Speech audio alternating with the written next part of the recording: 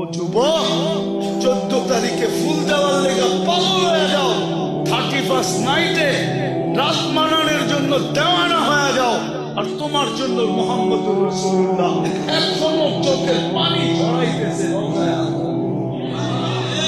বিশ্বাস হয় না? চলো আমার সাথে, আমি লোক দেখায় দেব।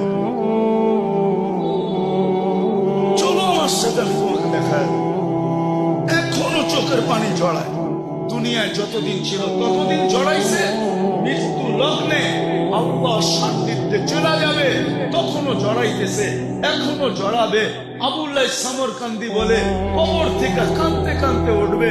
আমার তো মনে হয় আমার জাতির দিলের ভিতরে দিল নাই, পাথর পাথর পাথর। নাইলে দিল কেন কাঁদবে না?